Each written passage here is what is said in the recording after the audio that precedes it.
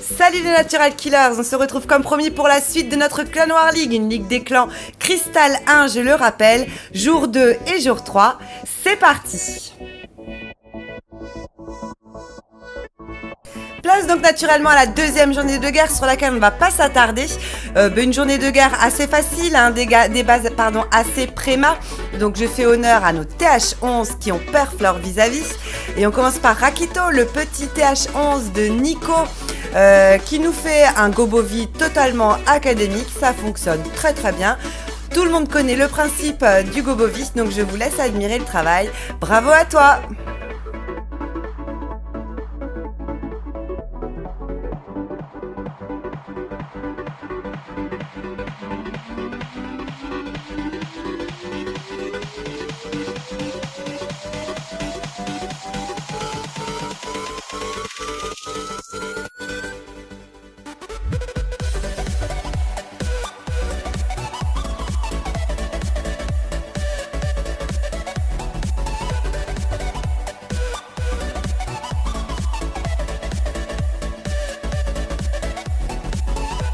On continue avec l'attaque de Looping, le TH11 de notre chef tordu. Ça va être la dernière attaque que je vais vous montrer de cette deuxième journée de guerre qui n'a pas été hyper passionnante. On a fait des ravages, mais en même temps en face, ils étaient plutôt préma. Voilà, donc Looping qui nettoie aux électros et qui n'oublie pas de poser ses ballons pour tanker les éventuels pièges aériens. Ensuite, il va tanker avec des golems de glace, poser les PK pour finir de nettoyer et pour les aider les troupes plus loin parce que les PK c'est solide et ça se marie très très bien avec les boulistes. Voilà donc les boulistes qui rentrent en scène, le grand gardien derrière et il va finir en posant ses chauves-souris. Voilà, et ça va nous faire un joli perf parce qu'évidemment c'est un killer. Bravo à toi!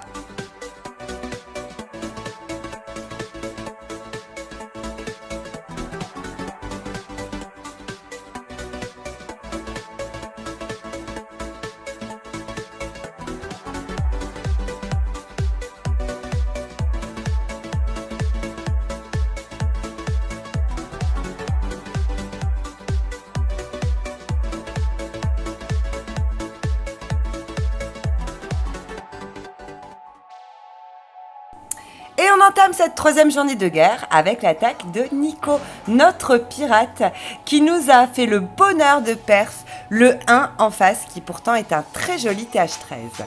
Voilà, donc il ouvre son village avec un électro-dragon, il n'oublie pas le ballon pour tanker les mines et pièges anti-aériens, mais ça vous le savez déjà. De l'autre côté, il va poser la caserne de siège avec à l'intérieur un PK et des sorciers, qui vont donc commencer à nettoyer de l'autre côté et éviter que les troupes qu'il va poser au centre ne tournent. Voilà, c'est l'idée. Donc il pose un sort de saut puisqu'il n'a pas d'engin pour faire de funnel jusqu'à l'HDV. Et il pose donc ses Yeti, les autres PK et les héros derrière, sans oublier bien sûr le grand gardien qui va pouvoir protéger un maximum de troupes. De l'autre côté, il a posé, vous avez vu, très rapidement, hein, j'ai mal filmé, je suis désolée, les cochons et sa guerrière qui, elle, va faire un boulot magnifique de son côté. Elle va aller chercher toute seule l'aigle artilleur, vous allez voir. Donc là, tout se passe très bien. Les cochons, ils n'oublient pas le sort de soin pour les protéger un max, pour qu'ils puissent dégommer le plus de défense possible avant de mourir.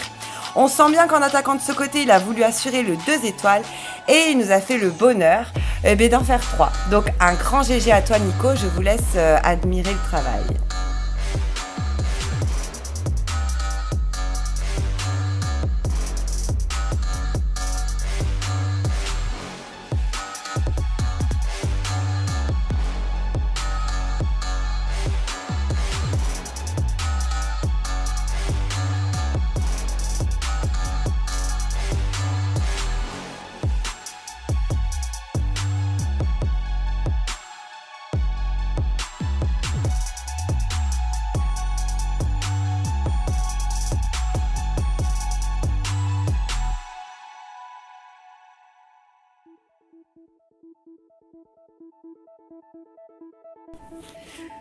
Place à Dave, notre caribou, un de nos caribous canadiens du clan des Natural Killers, qui va ouvrir son village avec un joli AQH. Vous avez vu, il le fait bien placé Pourquoi à cet endroit-là? Tout simplement pour aller chercher le CDC. Et oui, il a bien remarqué que dans cet angle-là, la reine pouvait l'enclencher et il va d'ailleurs l'enclencher et dégommer le CDC adverse. L'idée, c'est de protéger un maximum ses troupes parce qu'il va taper aux cochons et aux mineurs. Ce sont des troupes efficaces mais très fragiles. Donc une fois que le CDC, vous allez voir, aura été géré, donc là il pose, moi j'appelle ça, maintenant je le dis clairement, vous étonnez pas, pour moi c'est une cahute. Voilà, donc il a posé sa cahute avec le PK à l'intérieur et les sorciers qui continuent de déblayer un petit peu pour aider les troupes. Voilà, et hop, vous avez vu, il a posé ses mineurs, ses cochons et le grand gardien derrière. Pourquoi? Parce que sur le village, ce sont les unités les plus fragiles, les cochons.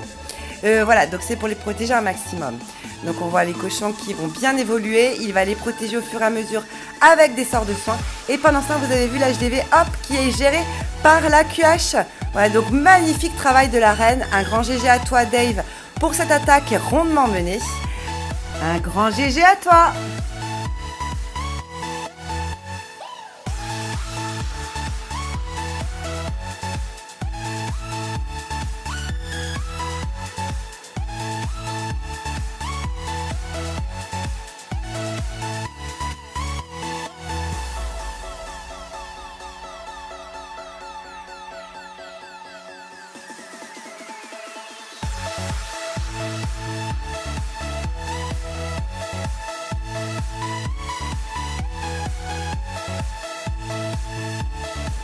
J'en profite donc pour vous donner un rapide coup d'œil de la map du 3e jour de guerre. Et vous avez vu 1, 2, 3 victoires. Et oui, pour l'instant, on fait carton plein chez les killers. Et on a bon espoir quand même de bien se placer dans notre pool. Peut-être même être premier, ça on verra. On en parle un petit peu doucement, on a l'espoir. On le lit sur le chat. Voilà, donc place à Crazy, un autre de nos caribous canadiens, qui lui a très bien calculé son attaque. C'est aussi le secret de la réussite et des perfs, de ne pas taper à l'arrache, mais de bien regarder, bien visualiser les bases adverses. On a le temps de taper, on n'a qu'une attaque en plus en ligue, donc autant bien la préparer. Il ouvre avec 2 électros pour bien nettoyer et être sûr que ses troupes vont bien rentrer. Il a aidé, vous avez vu, les 2 électros avec des sorcières. Une fois que ça c'est fait, il va tanker avec des golems de glace, poser ses héros et l'engin. Et une fois que ça a bien percé, vous avez vu, il pose ses sorcières derrière. Elles vont faire un boulot magnifique à l'intérieur du village et ça va nous le perf évidemment. Donc un grand GG à toi, Crazy.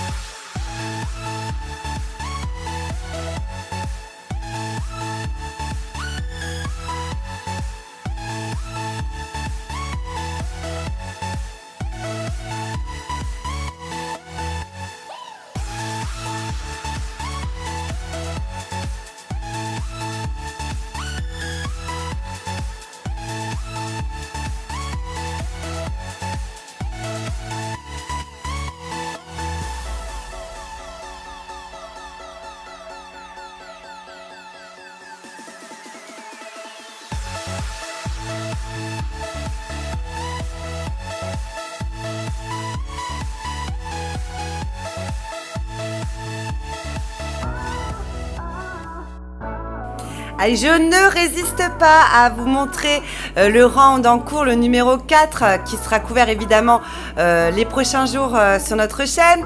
Voilà, on en est à 3h40 de la fin et il n'y a pourtant que 5 attaques pour vous dire qu'on se les prépare bien nos attaques. On a vraiment bon espoir d'être bien placé cette fois-ci. Un grand GG à tous encore.